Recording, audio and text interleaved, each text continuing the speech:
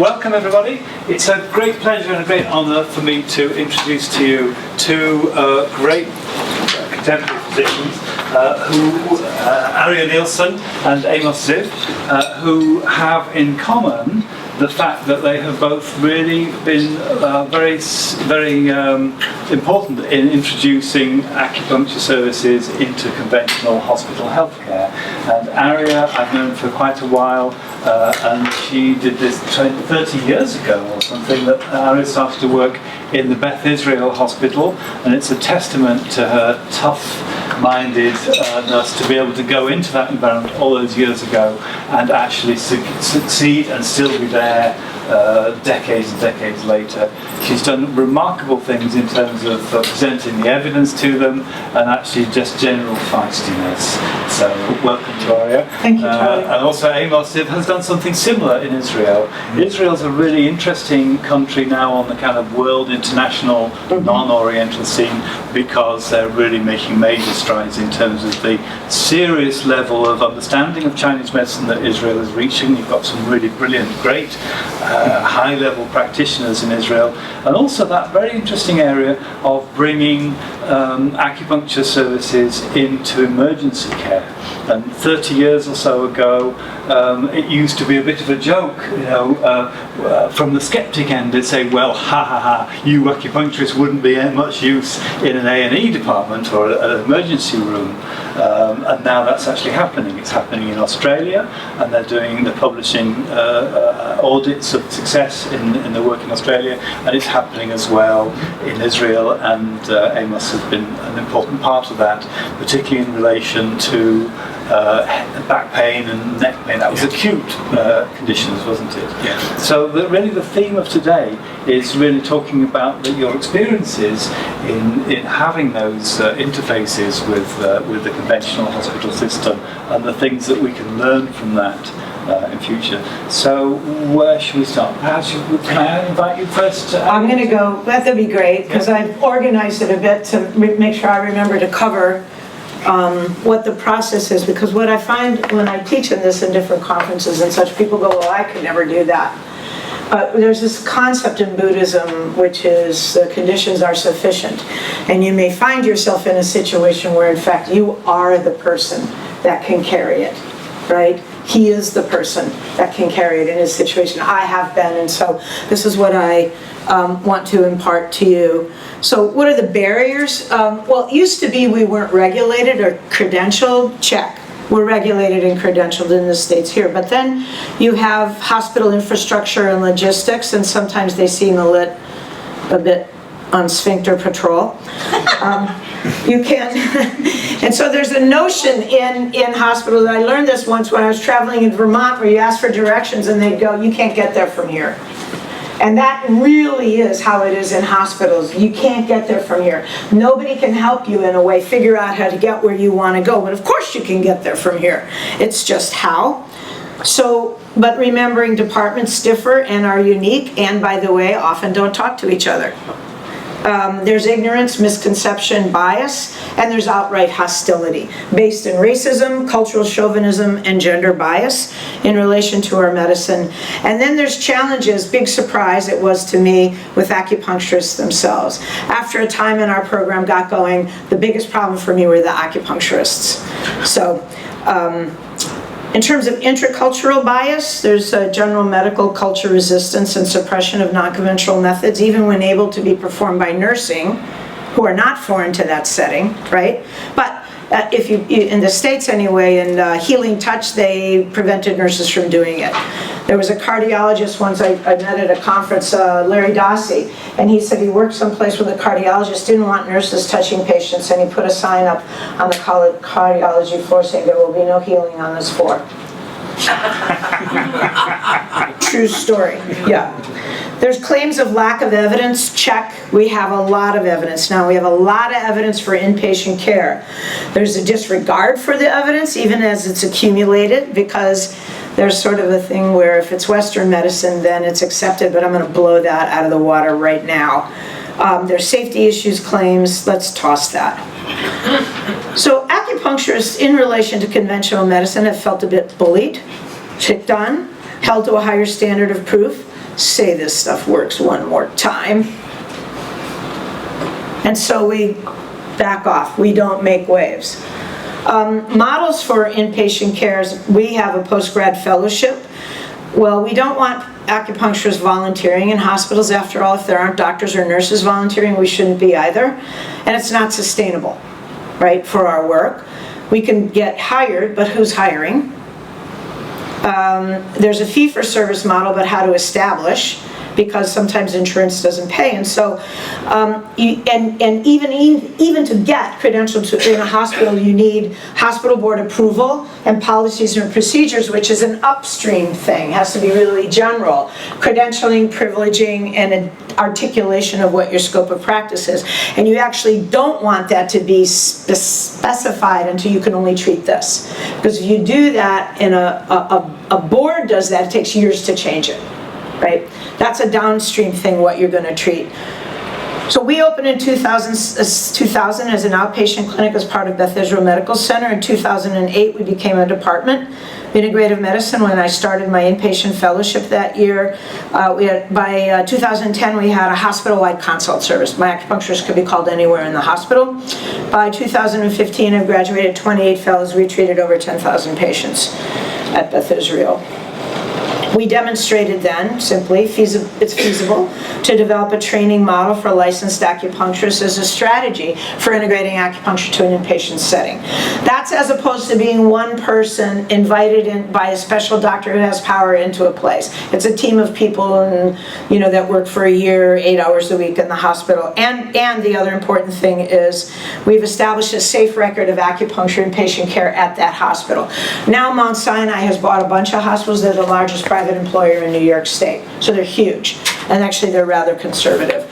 But the process required, and this is where we come in, literature reviews of the evidence. So I did presentations to departments, every department at the hospital between 2008 and 13, supporting incorporation of practice, and I would tweak that presentation on the evidence to fit the specialty, if it was urology, cardiology, OB-GYN, like that. And then I thought, why not send it to the Joint Commission, which is not the same thing as the NHS in the UK. The Joint Commission is the organization that credentials every hospital. There's nobody that talks louder in the States and hospitals than the Joint Commission, because if you get dinged by the Joint Commission, they can close you, right? And so every outpatient clinic, nursing home, rehab center is credentialed by the Joint Commission. And so I thought, why not send the information to them? Because they created a pain mandate in the year 2000. The Veterans Administration said, 1999, pain is the 5th vital sign. The other 4, right? Pain is the 5th vital sign, and this is like established because of the military being so messed up on drugs. We're not treating pain properly, and so the Joint Commission used to be called JACO. They adopted and required patients be asked about pain and rated on a scale of 0 to 10, or the smiley, frowny image thing, right? But look at who they wrote their manual with. National Pharmaceutical Council. And in that manual, it required that pain be treated, and unfortunately it was written with drug companies, but it overrepresented the position of pharma.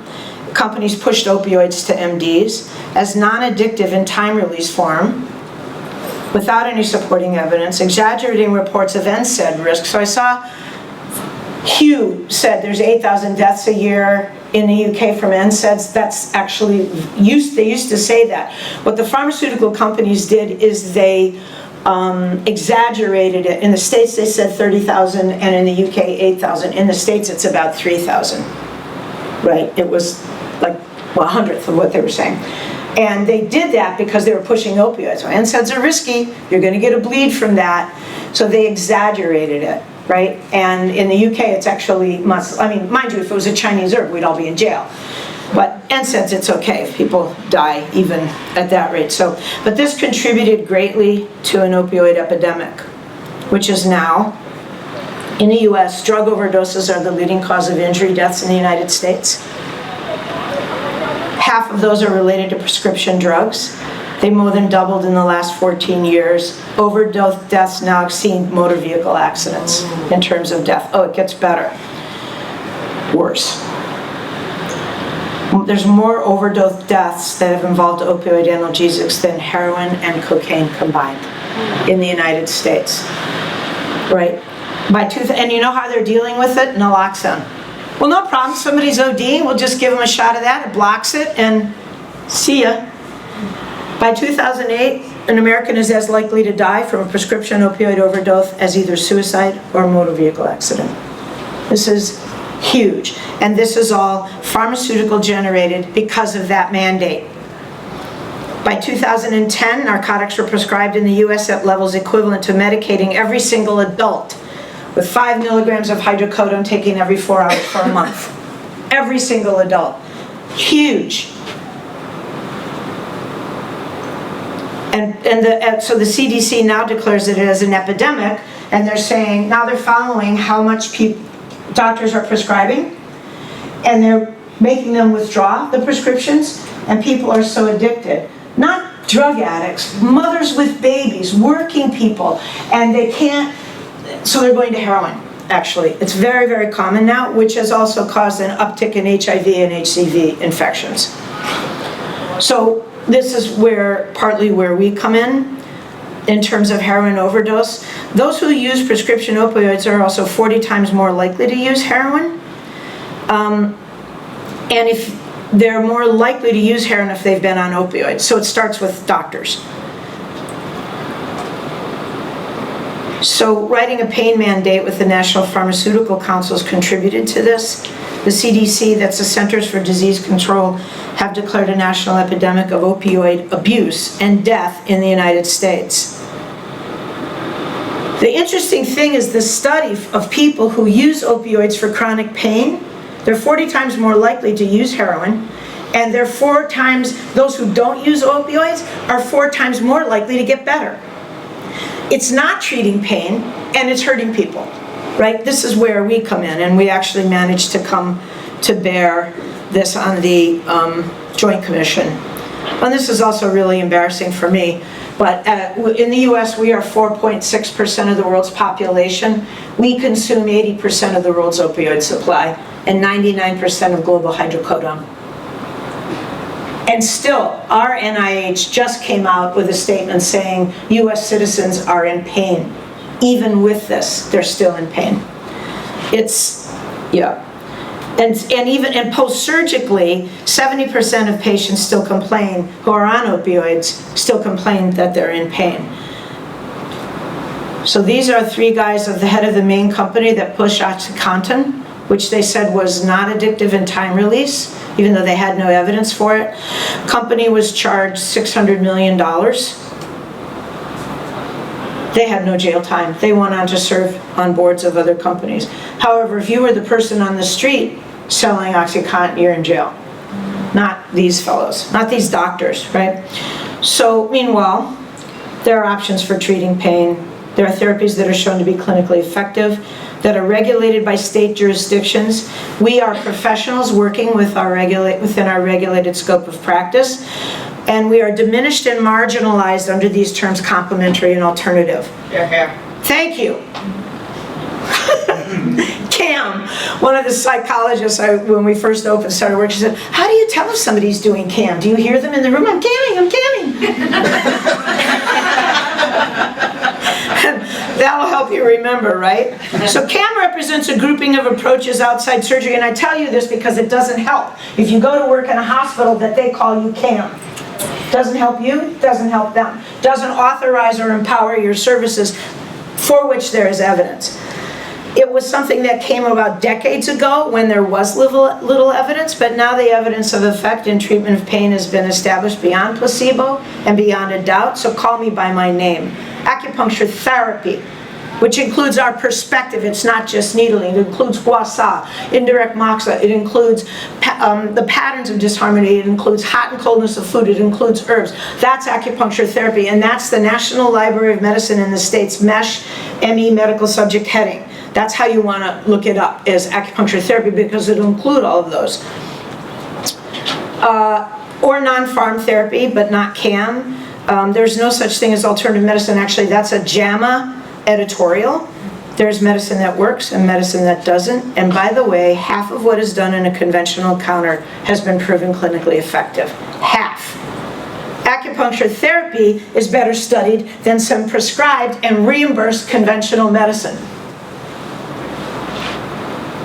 So, what we did was we presented this stuff to the Joint Commission, and I sent it in 2013, my literature review on acupuncture that I presented at the hospitals. They wrote me back the same day, we agree. We always meant for this to be non-farm. We don't know how that happened, that it just became drugs. National Pharmaceutical Council?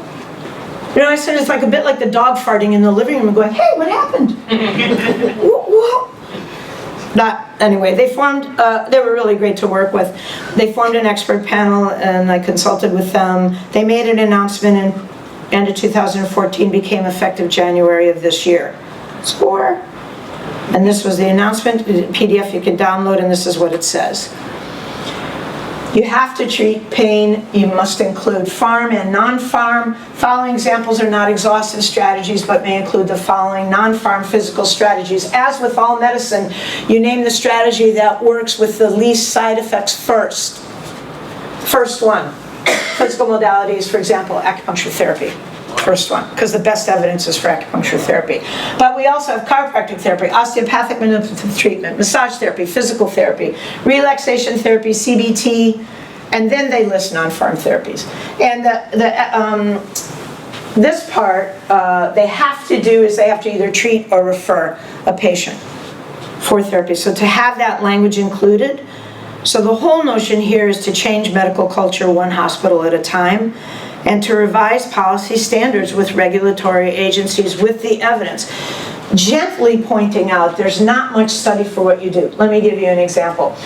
This might be people from the UK, so no offense, but they did a paper on acupuncture, comparing it with usual care for pelvic pain in women who are pregnant. You know this study, Johnny. I think we've talked about it.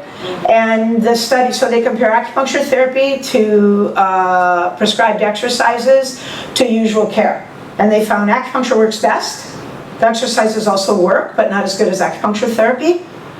The conclusion, in the abstract, acupuncture physical exercises are a good alternative to usual care. By the way, in the bed of the article, they say usual care has never been studied, never been proven effective. But we are still, that's a political ostracizing of, we're proven now for that, yeah? But we're complementary and alternative. So not actually that helpful. So the whole point here is don't panic, organize. There are people like us who have consolidated literature reviews to present to organizations, and we have those available if you're in that position. And when I give these talks about this, then people will write to me and ask for them, and there's my information. Amos.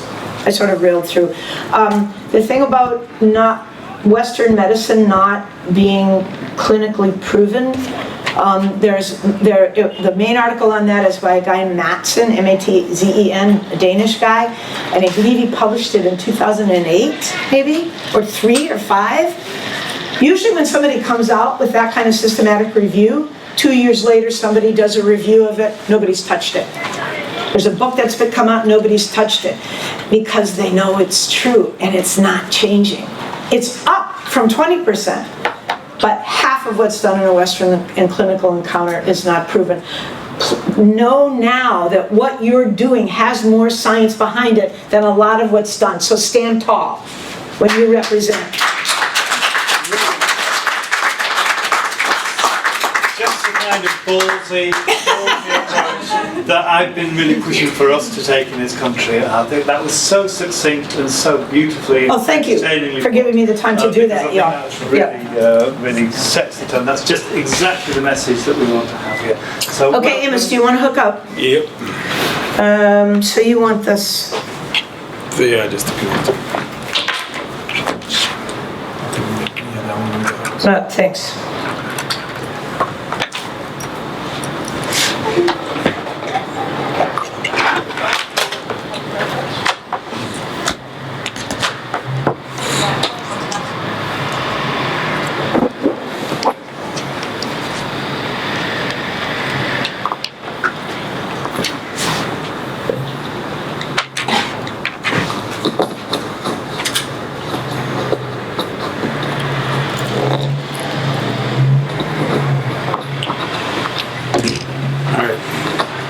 first of all, thanks for inviting me to talk about this stuff. Do you want? I think I'm okay. Well, what I'll try to do is in the next couple of minutes just tell you a little bit about what's Maybe going on. you could wear a mic. Yeah? Yeah, All right. sorry. None taken.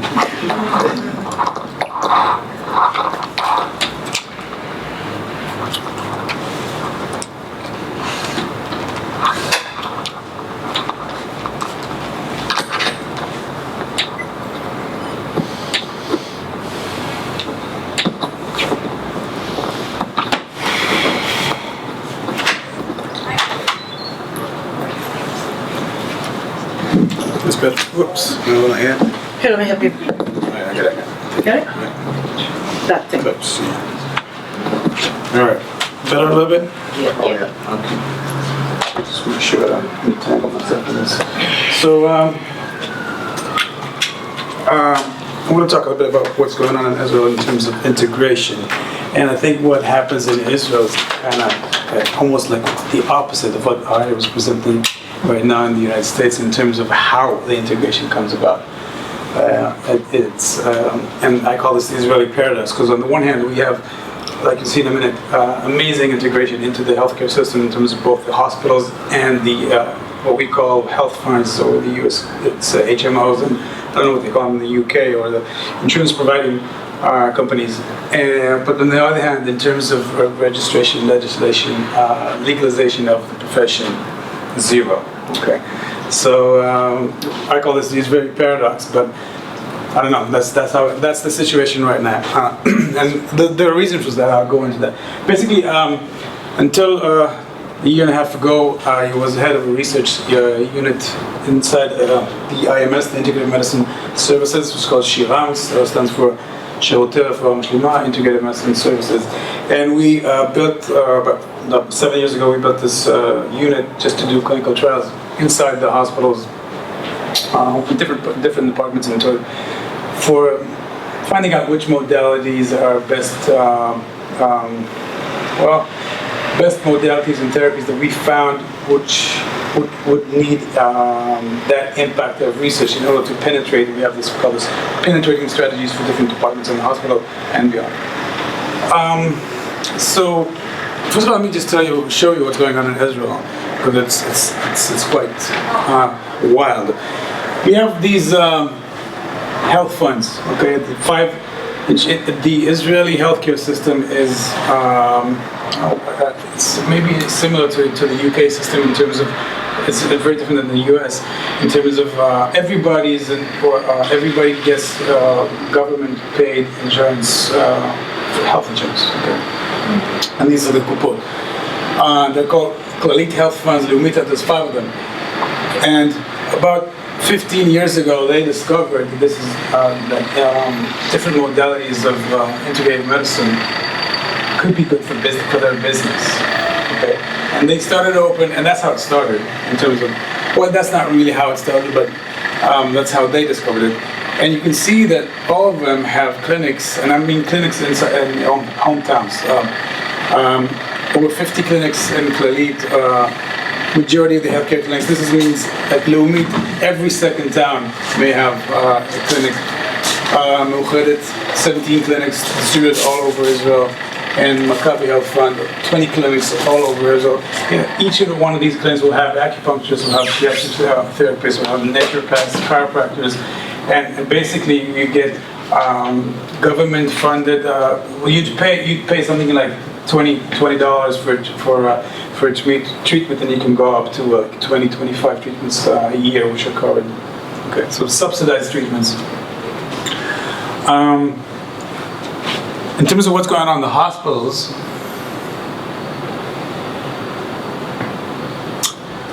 I'm just going to go I'm just going to show you. These are major hospitals in Israel, from the south to the north. Rambam's in Haifa.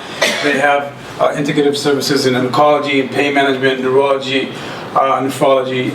Sfat Hospital is in the northern part of Israel, ear, nose, and throat.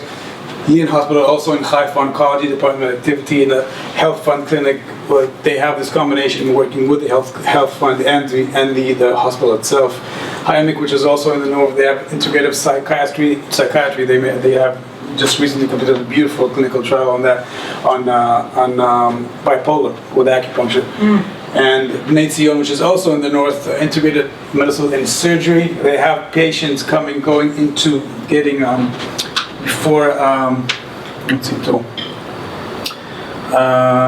catheterization for cardiovascular. They go in there with acupuncture, with needles, okay, for pain management. So pediatric surgery and also in cardiology. And my hospital is over there. We'll talk about that at the end. And it goes on and on and on and on. And I'm proud to say that the first hospital in Israel that started this 25 years ago was the Safa Medical Hospital where I used to work. And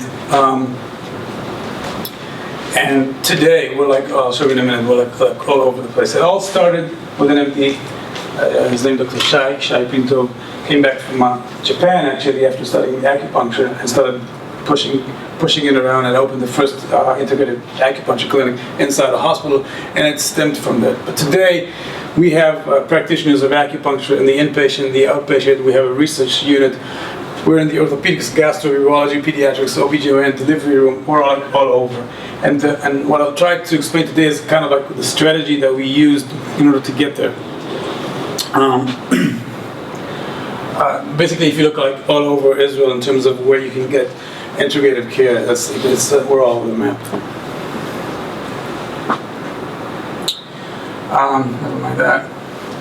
This is what we are doing today in terms of the IMS. We have acupuncturists and staff, not only acupuncturists, but also we ourselves with dietary nutrition, naturopaths going on, activity going on. So we, again, in the orthopedic duty, OBGYN duty, we have on-call acupuncturists, which are and shiatsu therapists in the delivery room, and in the we have students doing. We have also educational students from the TCM colleges doing part of the Western internship inside the internal medicine. This is a program that I set up a couple of years ago, and it's a wonderful day. They come one day a week.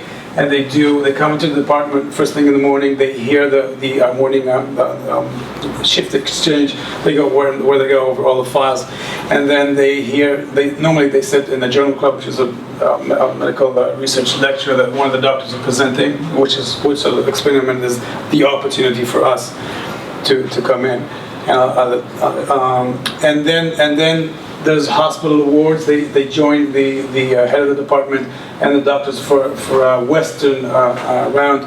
And after the Western round, we have TCM practitioners walking with them, selecting patients that may benefit from acupuncture. And in the department, they would do an intake, take the pulse, take the tongue, and then the supervisor will deliver acupuncture inside. This is internal medicine, and it's an educational program. It's a beautiful program.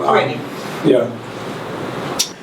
ER, I'll talk a bit more because the ER was like another breakthrough that we recently completed. But the bottom line is we now have paid staff in the ER doing acupuncture, following the research that I'll show you in a second. And we have acupuncturists. This is paid staff. This is the only place we managed to get funding from the hospital. Otherwise, all these other practitioners we pay for them from the IMS revenue of our treatments. So they are getting paid, but we're paying for them, and not the hospitals paying for them. But here was the first time that we actually got staff, and you can see the list is quite immense. Yeah. This goes on and on and on. Okay, the research unit, which I headed, we've completed 2 interesting clinical trials. The first one is called COM-BP, which is comprehensive approach to lower measured blood pressure, which is it was a lifestyle modification system based on naturopathic and rice diet approach with stress management, yoga, tai chi, qigong, exercise, and counseling. versus the conventional DASH dietary approaches to stop hypertension. And I'll just give you the punchline. In terms of patients reducing dosages or stopping medications, 30% were in the control, which is the DASH, and 62 in our program, so almost double. And this was published in Journal of Human Hypertension, which is a great journal from the Nature Publishing Group. The other study that we completed is this meridian wave RCT, which I'll show you some of the results. And we were rejected twice from 2 journals already, but we did present. I did present, and the head of the ER as well. But we always aim really high. I mean, it's a lot of work. I don't know if you were in the field of publishing. You aim the highest, you get rejected, you get your notes, you learn from that.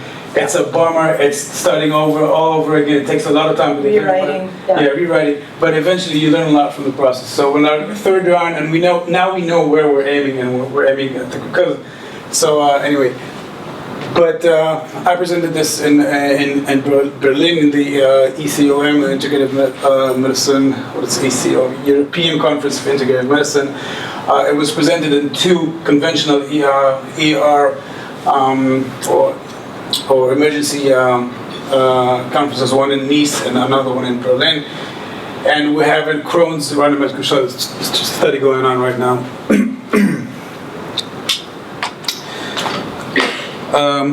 We have a very active clinic, 5 days a week, 100 to 20 patients, new patients every month. We have 1,000 to 1,200 treatments a month, and approximately 15,000 treatments a year.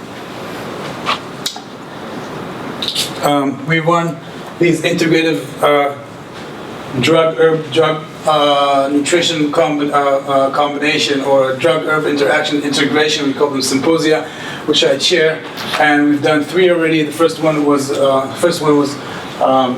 integrated Chinese medicine, herbal medicine, and nutrition supplements with drugs. It was a general one. Second one we did on women's health in 2010, and the last one was on cardiology. Again, all about drug supplement interaction and integration. So we're trying to be very active in that arena. Let me tell you a little bit about the strategy. First of all, I came into the hospital 7 years ago. The Amos was there already for 15 years. Okay, so I guess part of this is the fact that it's been going on for a long time. So people know us. But in terms of we call it penetrating strategy, is this: we first analyze the field. That is, where can you see? Well, I have to say everything. Nothing's personal, but everything is. Okay. If a head of the department wants you in there, you can get it there. If he X's you, there's no way you can come in. And we've had great examples of that. So basically, the first thing we do is we map where we can actually add benefit, and there's a chance that someone can listen. Okay. And the next thing would be to present research.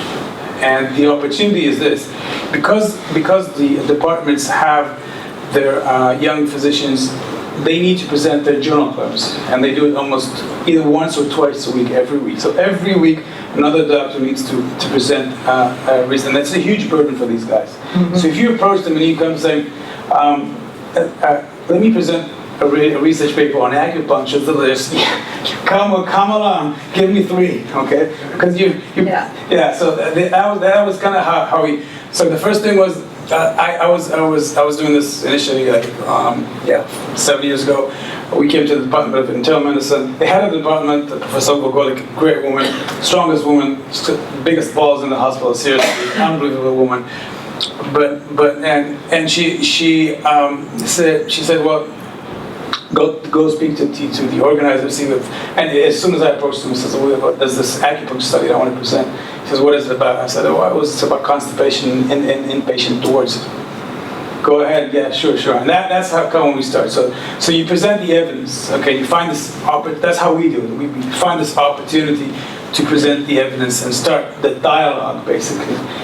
And then again, there's no need to go where you can't go. I mean, we had a head of a neurology department, physician or professor, I mean, we know what we can do for headaches, we know what we can do for migraines, we know what we can do for vertigo and dizziness with acupuncture. Didn't even want to hear it. It's like every 3 years we come again and, you know, out the door, down the stairs, get out of here, I want to see you guys. But he changed 2 years ago, and now we're in. Okay, so head of the department mainly is the key.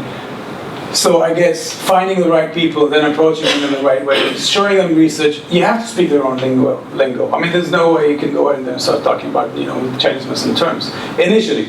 Okay. Today, some of the physicians in the internal medicine department, they kind of ask me, so what's this liver qi constraint for? And it's really funny. See, and they're like playing with the idea of understanding the philosophy. And it used to be a mock, you know. It used to be these, you know, the aliens with the Nielsen walking around. This was the first couple of years. But now it's like we've been there for such a long time, and once they see the results, once you have this patient which is just, you know, screaming all night because she has pain or constipation, and you come the next morning, you give her a treatment, and she becomes quiet. They're like, my God, these guys saved our ass right now. You know? So showing them the results. Another thing we try to do is, well, of course, the research itself. The way the ER, and I will show you one or two slides. Has everybody seen the ER study slides? Almost everybody.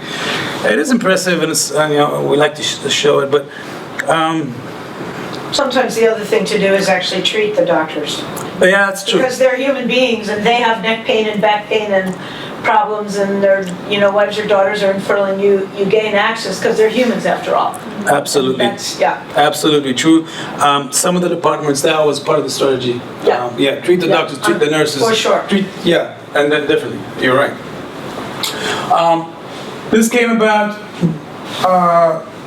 the head of the ER department in our hospital is quite an open guy, quite a nice guy.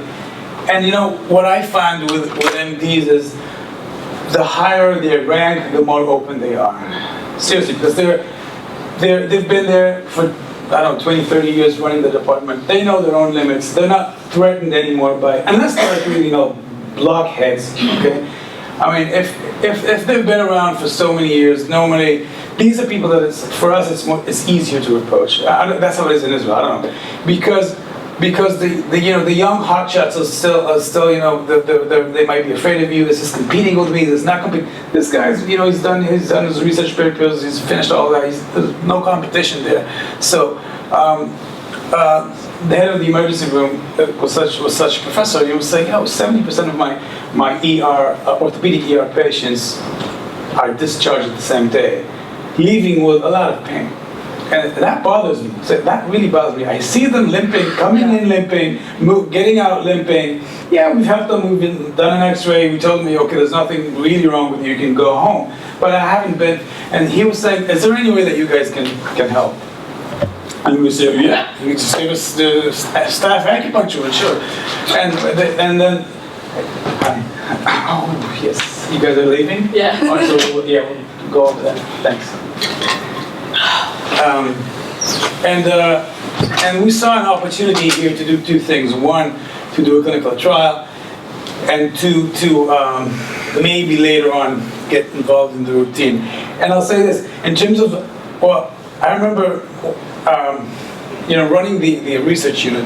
Every 2-3 weeks, I'll be approached either by a practitioner or a doctor. Let's do a research on that. Let's do, can acupuncture help this? Can you do this? Can you do that? And I used to say, you know, we use clinical trials to validate information that we know that works, rather than to explore to see if acupuncture works. So if we have this protocol, same with the blood pressure.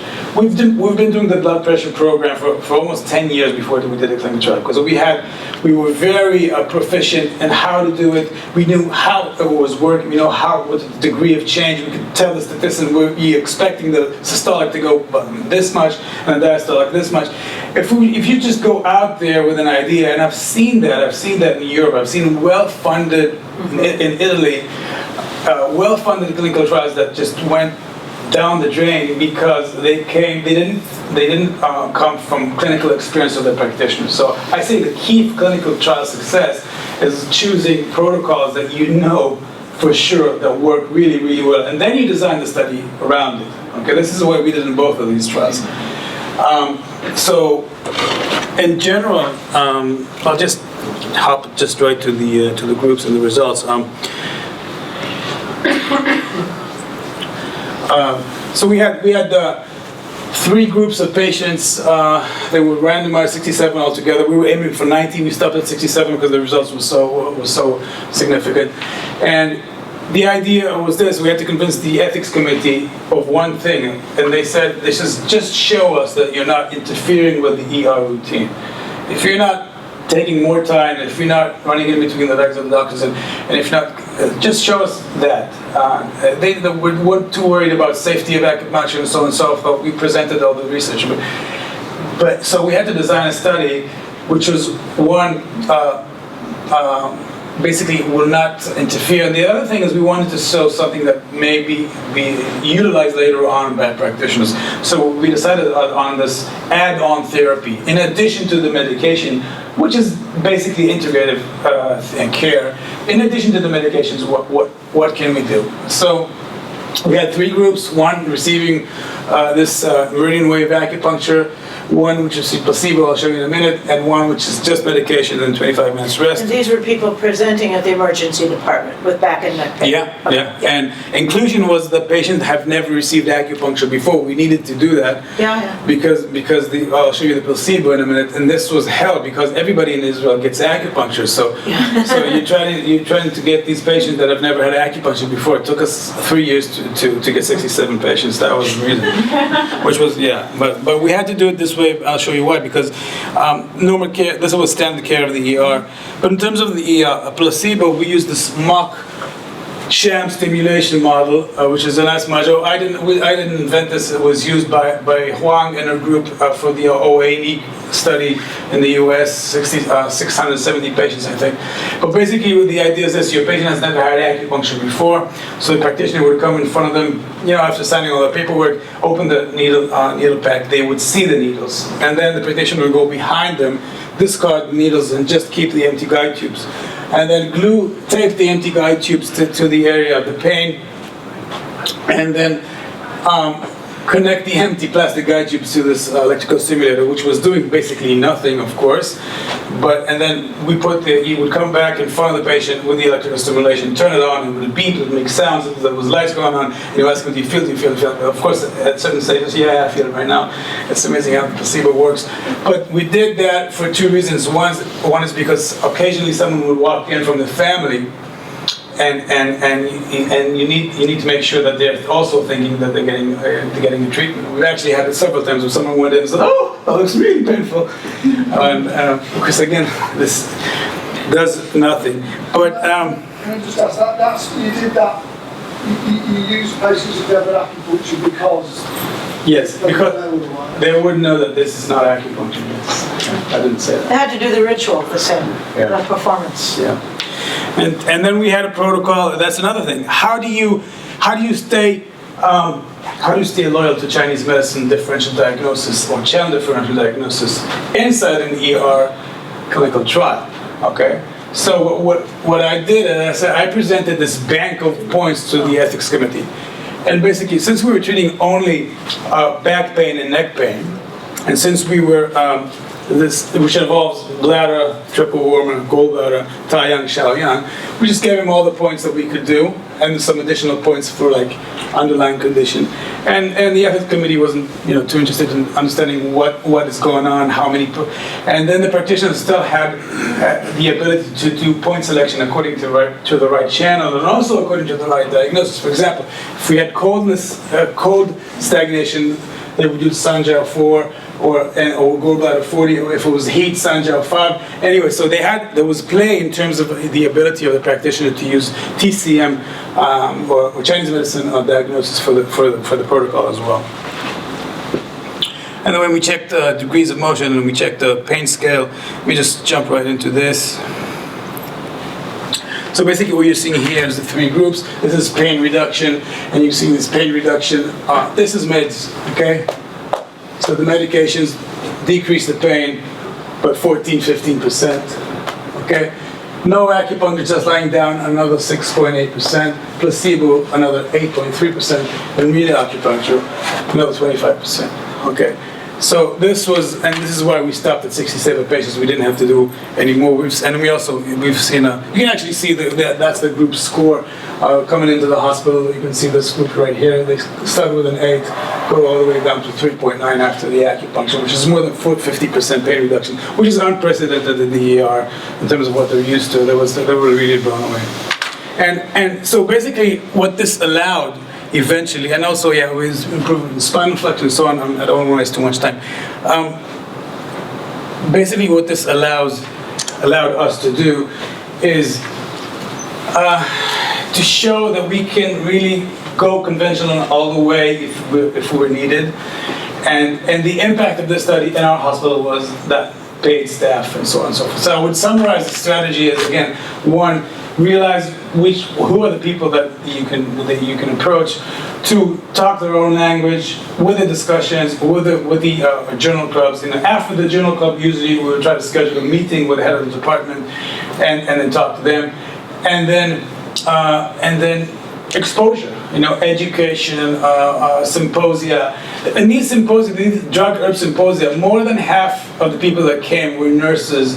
Not many doctors, I gotta say, 20% were doctors, but nurses from the hospital who comes, and practitioners. So all this, we're creating a huge buzz. We're here, we're evidence-based, we can help, and kind of, that's how we did it, I guess, yeah.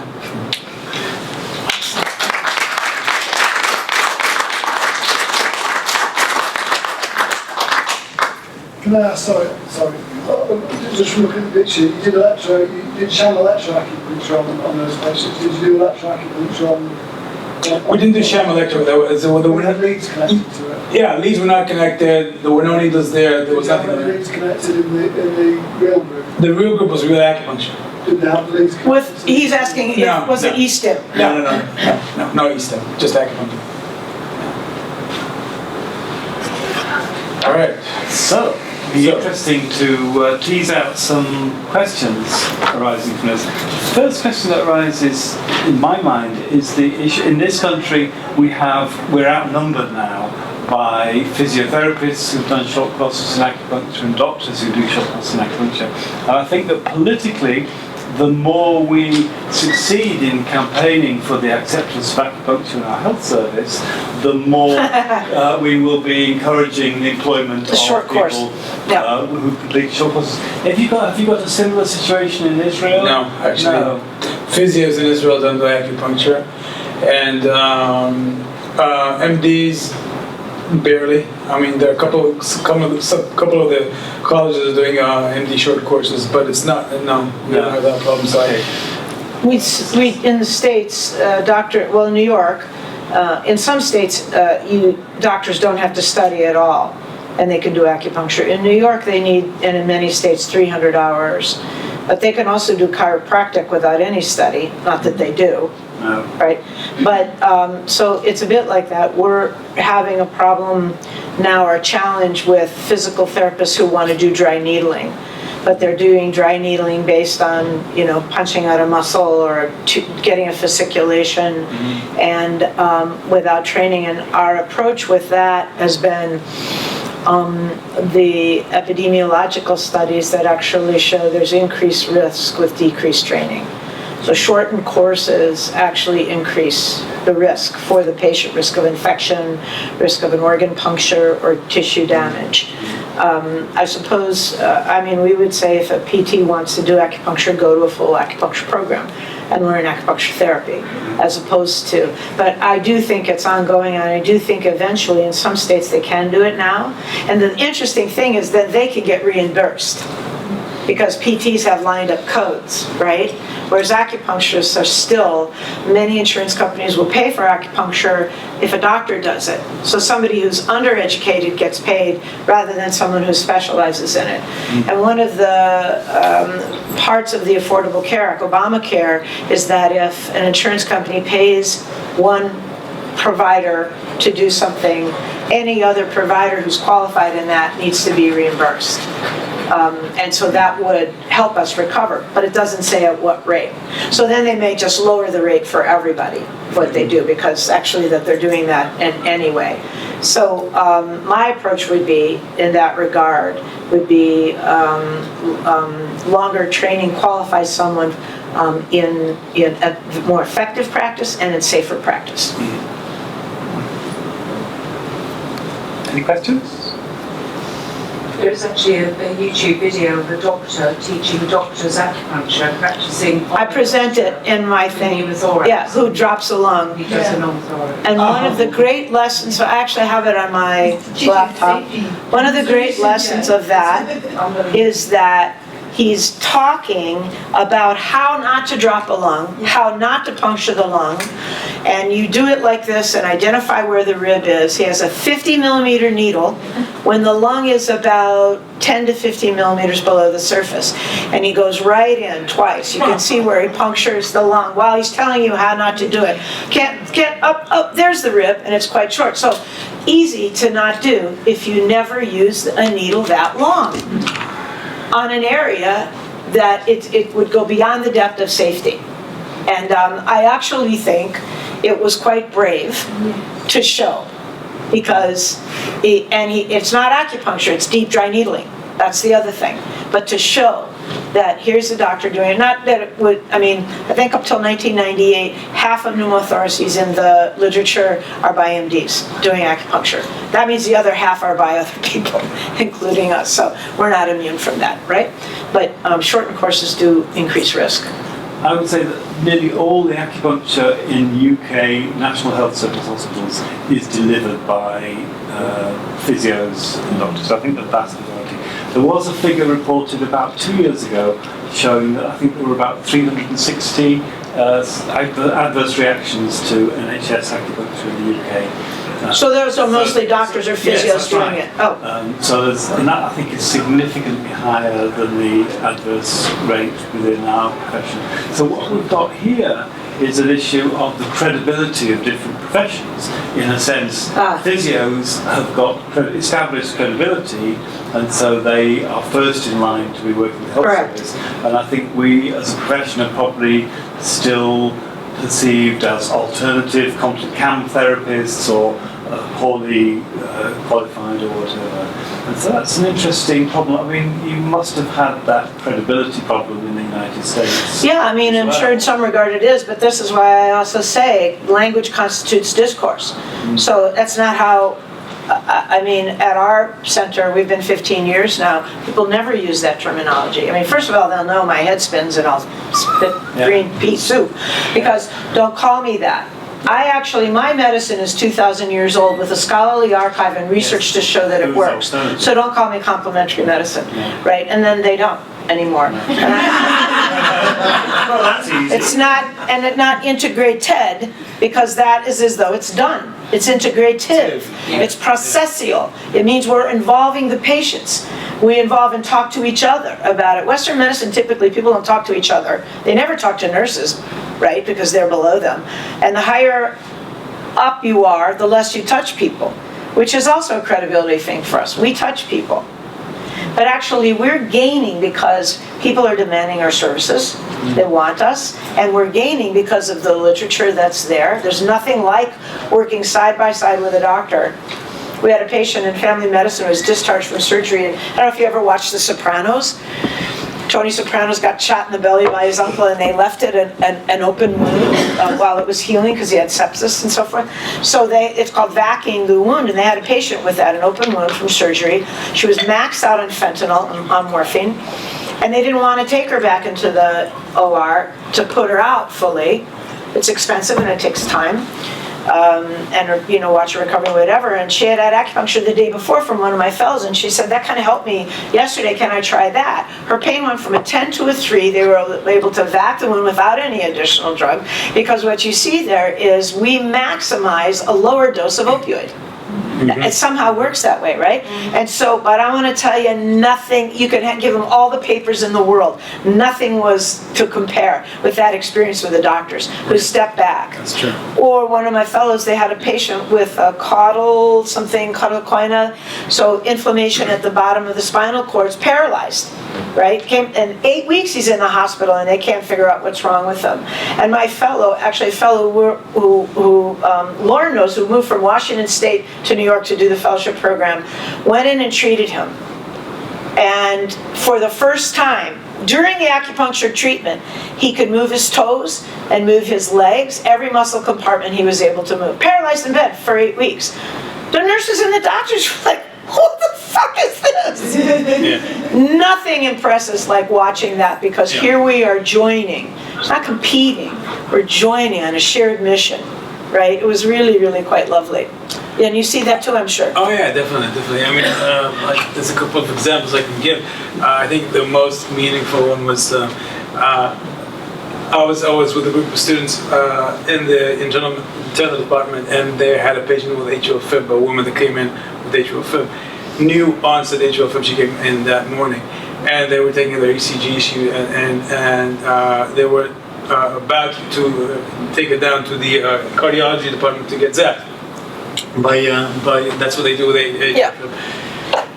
And there was time going on. I was talking to the physician. He was a close friend of mine, really nice guy. He says, "Can we try acupuncture?" I said, "Go ahead." Yeah, knock yourself out.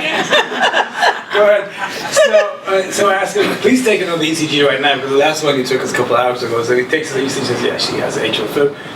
And you can feel, it's very easy to feel in terms of taking the pulse. Atrial fib is it's very weak pulse, which is irregular. And we did acupuncture, and she converted the sinus rhythm within the acupuncture treatment. And I felt it right away, and I called him, "Come take your pulse." And he comes and takes the pulse. He says, "Shit." He says, "Bring me the ECG." And he brings the ECG, he takes her ECG, and he says, "She's fine, she's a sinus rhythm." And he pulls out the ECG, and she runs to the head of them and says, "They converted her with acupuncture." Yeah. So That's a great the story, personal, I guess what I would say is, I don't know how to work. I mean, Arya is doing an amazing job on on a legislation or licensing level. The way we know how to do it from the ground up. This is kind of how Chinese medicine in Israel was, by demand from the people, and so picking up the trends of how to in your own establishment, in each area. Yeah, I don't know how to do it No, I agree with you. You need both. This is why when I have people who say, "Oh, I'm not this, I just work." Yeah, I need you to work every day, do a good job, because it's the mass of us working that supports us. Otherwise, it's just hot air. Yeah. So yeah, everything for me has been grassroots and then I had a fellow who worked for AIG. There's a big company in the States, and she pulled me aside one day and she said, "Arya, sometimes you have to go to the top." I go to the top, nobody listens. And that's when I sent the literature reviews to the Joint Commission. I went to the top. Everybody, people were astounded that they were. My research director, Ben Kligler, we have this big $1.9 million grant to study acupuncture, comparing individual to group acupuncture for chronic pain, for underserved population. That's my research director. I took it to him and I said, "Would you sign on to this?" He said, "Of course, but Arya, don't feel bad if they don't answer. They won't answer, don't feel bad about it." And they answered the same day or the next day. And he said, "Never underestimate the power of what one woman can do." But we have a critical mass of people. We have a critical mass of people who are asking for information. We have interest from doctors. So now in the States, because the Joint Commission is saying this, I had a woman from Department of Defense, VA, said, "We were trying, acupuncture is already licensed with the VA. We wanted to license approved massage therapists. All I had to do was point my finger to the document of the Joint Commission, and they said yes." So hospitals that are on board, friendly as you say, now they can point to the Joint Commission document and say, yes, the administration's on board. Hospitals that are still resistant, they can still say no, right? But there are more and more people, and we're all, everyone in this room, part of that critical mass of moving it forward. We all are. Everybody's work, every single day, every single patient, every single minute matters for what we're doing. Think about this. At least in the US, I don't know for Israel when acupuncture came there, we have created a profession in the West, a regulated profession that in some cases is getting paid and reimbursed, different from what was there before, radically different, in 40 years. Yeah. In 40 years. Right? We get so used to pushing the rock, or like Sisyphus, the rock up the hill, that we forget to stop for a minute and go, wow, I'm really high up here. We've done a lot, and it matters. Everybody on board matters. That Charlie finally finished his book matters. Can I invite Sarah to speak a little bit about your experiences of bringing an acupuncture service into an NHS hospital? Sure.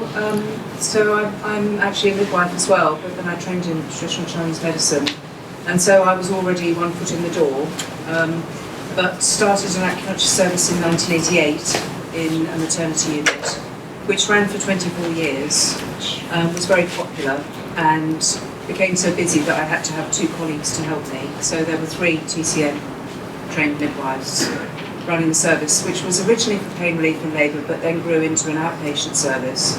Nice. And because midwifery bodies were saying, "We've got this woman being sick or back pain, can you do anything?" So we did, and it was wonderful. They went home, they talked to their neighbours, they talked to their GPs, etc. And so it self-grew. And in the early days, I did have to get the permission from the obstetricians, and they very quickly said, "Oh, Sarah, just get on with it." Yeah. Gave us carte blanche. So Yep. I would say it's important to keep control. And so I think if you're going to do things like audit, you do audit your way, which we did. We were asked to do audit, and so I said, well, I'll do it, but I'm only doing it with my mop. So you do it the way that you feel is appropriate for your patients and for your therapy. Can you say what audit means to you? What does that mean? Showing that you're looking at your practice. Yeah. And that you're aware that there are areas of improvement, and through audit Okay. you should find out what So it's like self-evaluation. Practice Yeah, okay. Practice Yeah. management. Yeah. But I don't want to go on about my mop, but for us it was a great tool, and it turned into a great presentation, and it's evidence. You know my mop? Lovely. My mop? You're aware of my mop? But Measure I your own... presented at Rotenberg, measure your self-medical outcome profile, so the patients do scores of their condition, etc. My thing about going into the NHS now is it's changed hugely, and I realise, I think people need to be very careful, but don't accept that it's not across the board. You have to be in the right place at the right time, as you said at the beginning. Conditions are But you also sufficient. need to look at addressing different people. So you might go to one hospital and get a complete no and a door slammed in your face. Yeah. Or you'll go to another one, and just to accept that you're going to have different stories in different regions. Kate Henley is an acupuncturist. She's not a midwife, but she set up an NHS or an acupuncture service in an NHS maternity unit. It's not free, but she's in there. It took her a long time to get in there, but she's in there and she's doing it, and they're getting fantastic results. So it is possible. There are acupuncturists, doing this stuff around the country.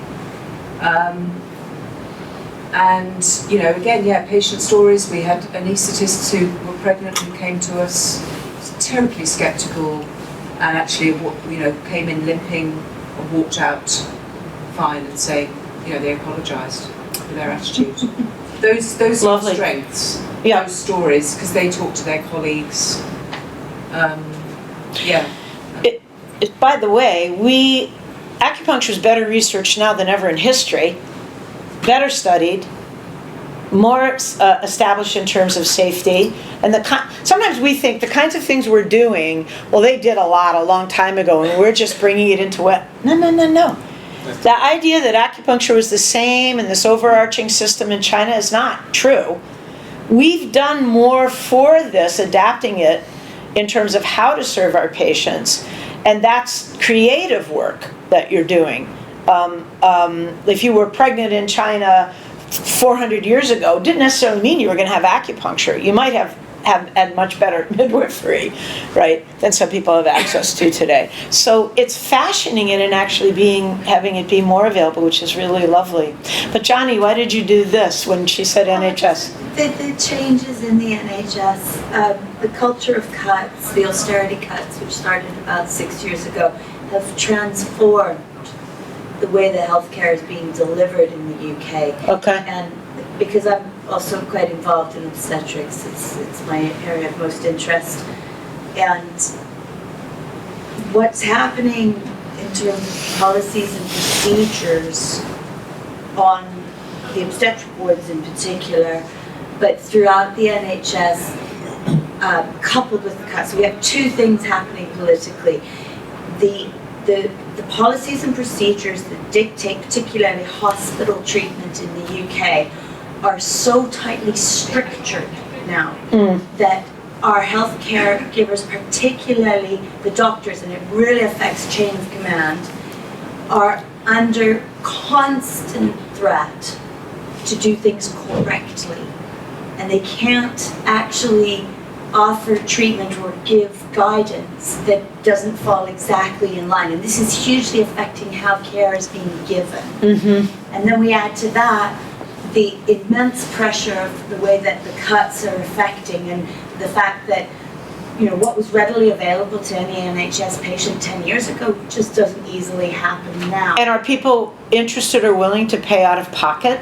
This is the problem. So we have this mentality of a nation that's had free healthcare from 1947. It should still be. Cradle to grave, right? And that the ones who are getting their cradle to grave, they're the ones who are dying right now. But we do have this mentality that, you know, this is something that should just be given to me. So there is no mentality to pay for your healthcare. And so we have this immense political tangle that's coupled by economic stricture, which is overlaid with bureaucratic intentions that absolutely strangulate the ability to give good healthcare. This is the culture we're in. And so we come in going, oh, we've got these lovely needles, and like we'd like to do some acupuncture, and it's really going to help. And you know, they're just they're not interested. La la la la la. It's such a.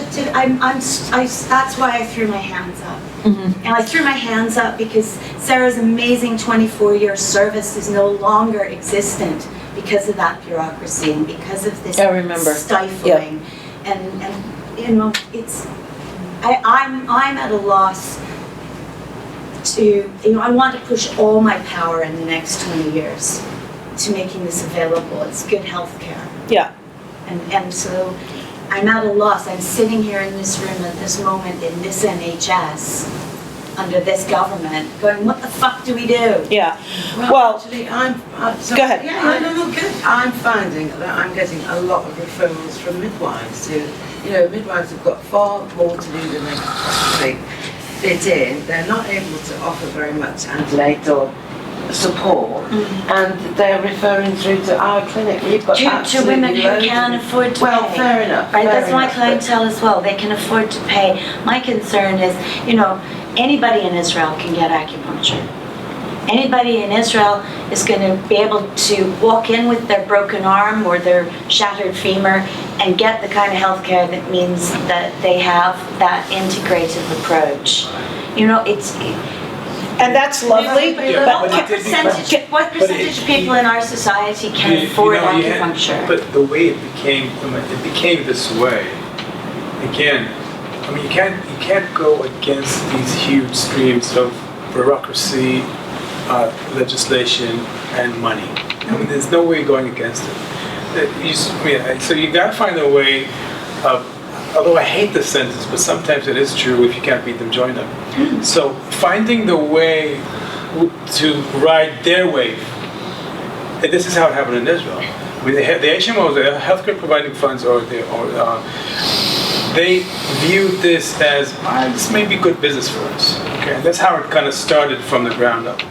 And today, so that's one thing. The other thing I want to say is, I'm a strong believer in, your own community is where you're most networked. Is where you know most of the people. Is where, and that's your best chance of finding the openings, I guess, and not being discouraged. I have a whole 3 slides on that, on how many slaps we've had in the face doing this for the past 20 years. It's hilarious. Okay. I mean, meetings that we scheduled for months, and we planned a whole presentation myself for 45 minutes. 6 minutes I was out the door. Okay, humiliated. Okay, chewed, spat out. We've had this over and over again, and I think this perseverance. I mean, today it won't happen. This happened. This is like 10 years ago. It doesn't happen anymore. But the reason, Yeah, it can.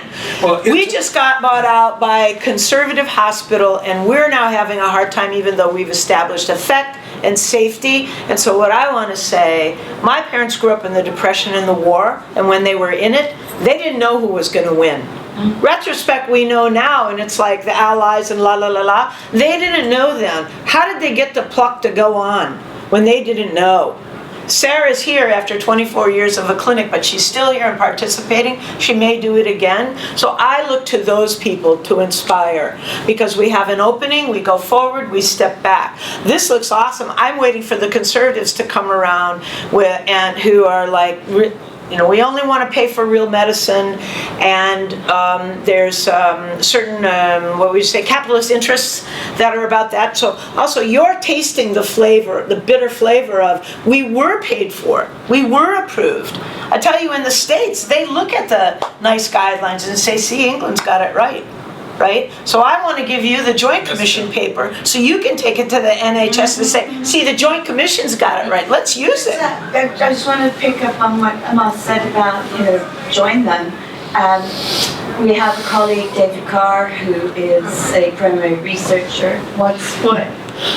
Teaching midwifery. Give it a try. Go ahead, Johnny. No, it's not one day, but his attitude is to,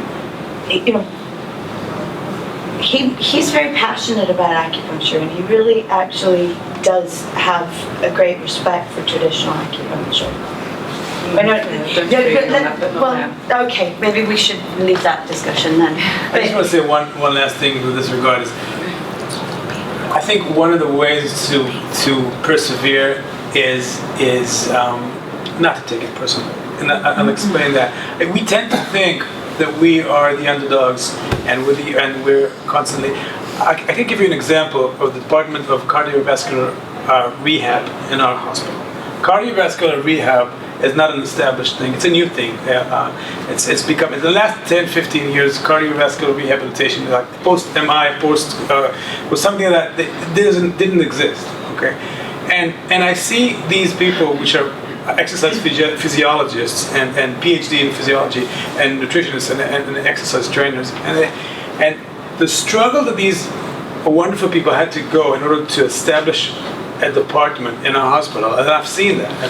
It was unbelievable, the humiliation that they would. And even today, when you have cardiovascular rehab, I see that because I walk in the wards. The MD would never say, he would prescribe these herbs, these medications, and he would never say, and then you can also get cardiovascular rehab. It's paid for. You can do 3 months. It's paid by the insurance.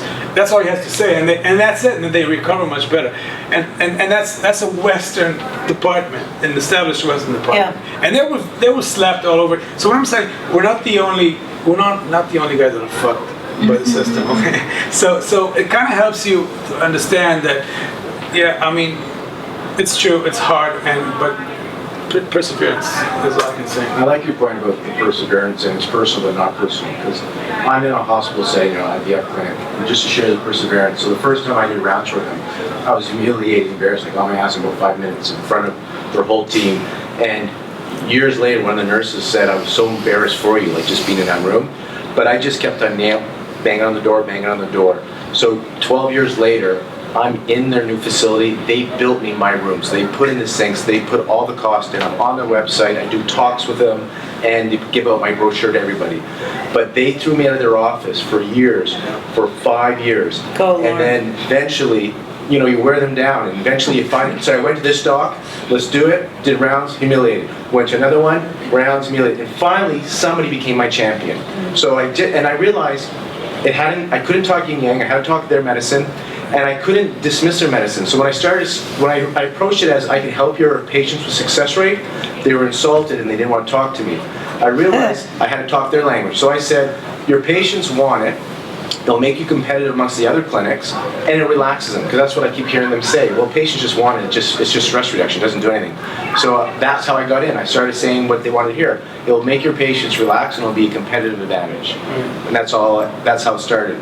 And when I used to do my public talks with them, I wrote my talks knowing that they were sitting there listening to it. It was less for the public that I was doing it for, more for the IVF doc. But so the key is, it's personal, but don't take it personal, otherwise you'll quit. And perseverance, because they spent $20,000. It's the 3P strategy, huh? Yeah. We should adopt that. So that's all I have to say is, you got to talk their language. You got to find somebody to be your champion. And it really is about relationships. That's what life is in general. Like we've heard here that realistically, Western medicine isn't that effective, right? When you look at the studies here, but it's what rules the day now, and that's what is our accepted values. That's what's running the world. And so you got to play the system, get in there, own your stuff, and perseverance. One of the things that felt great is one day when I was doing rounds I was invited and they did rounds, the doctor that humiliated me, his 3 partners, they were doing a protocol that he wasn't happy with, and he chewed the shit out of them in front of everybody, just like he treated me. And I said, oh, it wasn't personal. This is how they He just chews the shit out of people. This is how they talk to each other. This is what they do. They constantly challenge each other. I have a story for this, to continue that.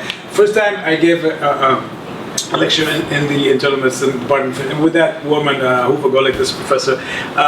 It was on acupuncture for chronic angina, and this was a study published in 1992, and I was giving a lecture in 2002, 10 years later, and she sits. It's the first time I'm doing that, and she sits there. She's writing down her notes, and then I think it was a study about 35 or 38 patients or something like that. And then in the conclusions, I didn't write any conclusions, but it did show that people that were getting acupuncture got less anginal attacks, and they were less severe, and so on and so forth. So at the end of everybody's asking questions, and then she raises her hand and she says, "So what's your conclusion?" And I says, "Well, my conclusion is maybe we can incorporate acupuncture for angina." This was just what she was waiting for. Yeah. And then she was like, "Oh, this is your conclusion." And a freaking 10-year-old. This is before we could do surgery. This is 32 patients, and she was like, in front of everybody. Seriously, chewed me up. I was looking for the hole in the ground. Seriously. And then she walks out the door and says, "Next time you want to present something here, bring something which is mega trials and so on and so forth." So I was walking around the board, everybody called the doctors, come and comfort me, don't take it personally. She does that to everybody in the beginning. Seriously, I mean, the young doctors, this is part of a strategy. So this is in the beginning. 5 years later, after we've doing rounds with students, we've been doing this for weeks. Now, I've been doing 3 years of internal medicine, a whole day for 3 years with these MDs. The new guys that come in, I know internal medicine better than these guys, seriously, because it's just experience. Western is internal. And we do this clinical round with her, Professor Golik. We're really close friends now. And she asked this clinical question. I can't remember what it was. She asked the interns what the question is, and everybody's, "No, it's not that. It's not that." And she turns to me, "Why don't you say it?"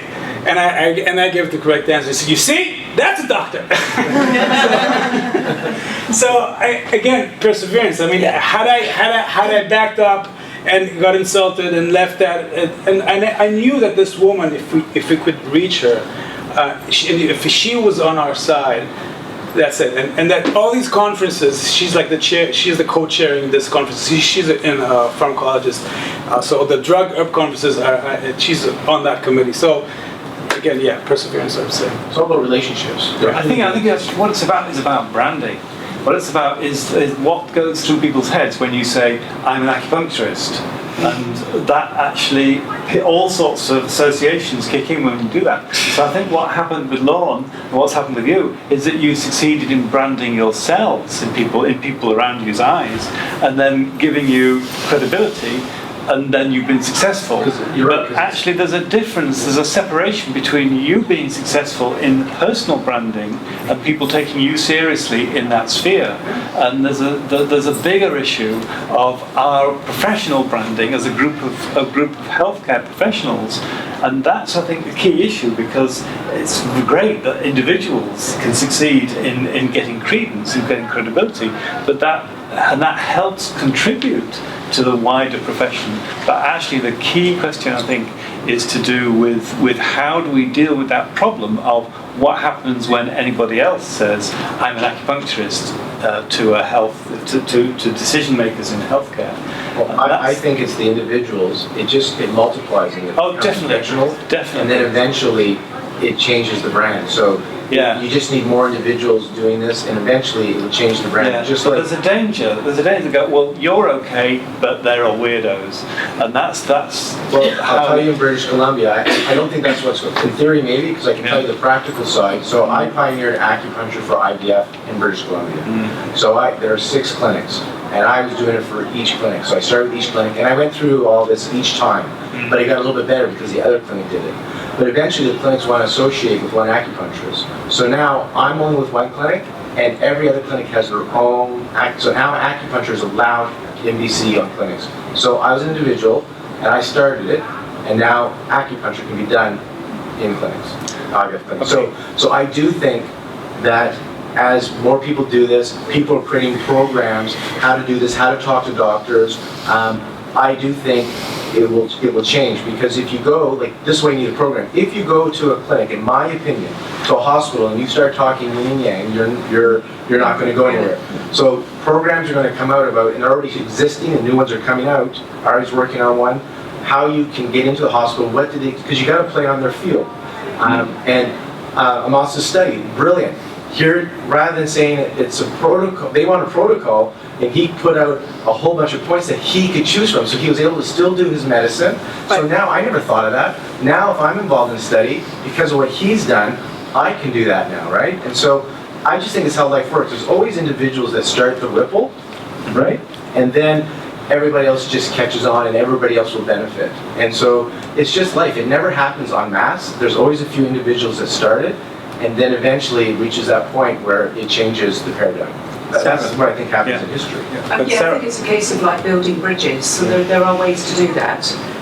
So like in my case, giving talks to midwives and getting them on board. And I have a template for a letter to a GP, which I send out with my patient's permission. This is my private patients, to say what I've been doing. But it's written in the way that GPs like to see a letter. Yes. It's written written in their way, so it's headed properly. It's got the right content at the top of the page. I mean, they're busy. They're not going to. You keep it.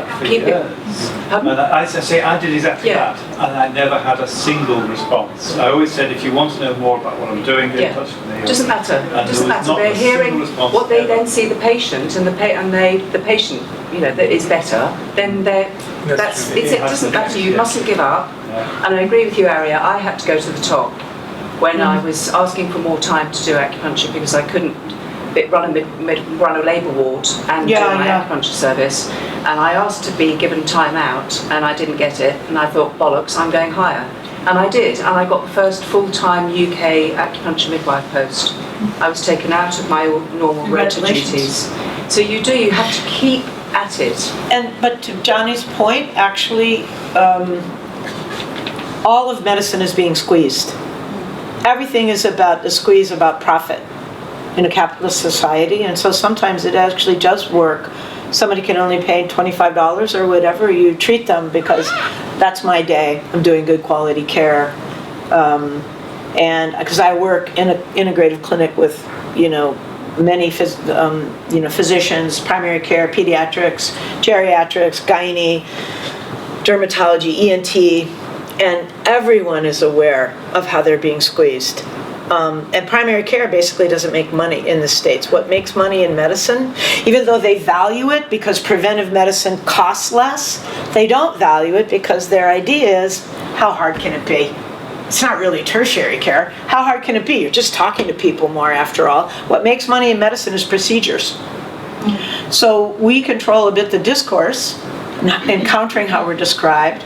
It's not just that there's evidence for my work. Actually, do you know there's better evidence for acupuncture than a lot of what's done in Western medicine or Western hospitals? Really? Yeah. Powerful statement. So keep, and I know you are, keeping at it. Keep everybody. So we need to move to wrapping up. I'm wondering if you'd like to just make a final summary or statement. I'm going to adopt the 3P strategy. I'm going to go for that. It's personal, don't take it personally, and persevere. Arya, closing thoughts. I want my people to be prepared when the conditions are sufficient for you to act. So by being prepared, I mean knowing where you can access the literature, not just one study, but a literature review. So that, and I think we're not taught well this, like we're not taught well the arc of Chinese medicine in school, so learn more about other things, guasa, so forth, but to learn how to represent when you get invited to dinner and you're meeting a doctor through a friend, let me talk with you. Can I send you this literature review? So that you're prepared when conditions are sufficient for you to be you. It's now you. You get to act. And it's on you. And let all the rest of us who are doing this work give you what you need. I totally agree. Thank you. And we had and prepare, 4 Ps. I was running a course in one of the TCM colleges in Israel, and the course was titled East-West Communications, and it was about how to exactly what the lingo you should be using, and also how to read literature. Okay, the practices of Chinese medicine go online, and to understand, to download the whole paper, not just the abstract, and to seriously understand how to read paperwork, and then also how to approach and talk the lingo. So yeah, I definitely another P. Yeah. Paperwork. So I want to thank you both very much. Thank you, Charlie, for coming all this way from your various distant countries and for giving us your wisdom. I really loved your PowerPoint in particular because it was such a very succinct and very clear summary of the main issues. Is that available on the app? Is that part of your presentation? I mean the one I just gave? Yeah. Well, it just got filmed. Oh, okay, good. So maybe they can edit the fart thing out of there, but yeah. and the bollocks word as well. Do you have bollocks in America? Bollocks? No, I don't even know what that means. What does bollocks mean? Bollocks went right over your head. Johnny will tell me. Testicles. Oh, serious? Yeah. Means balls? Yeah. Bollocks. Oh, I've got good bollocks then. That's not how you say it.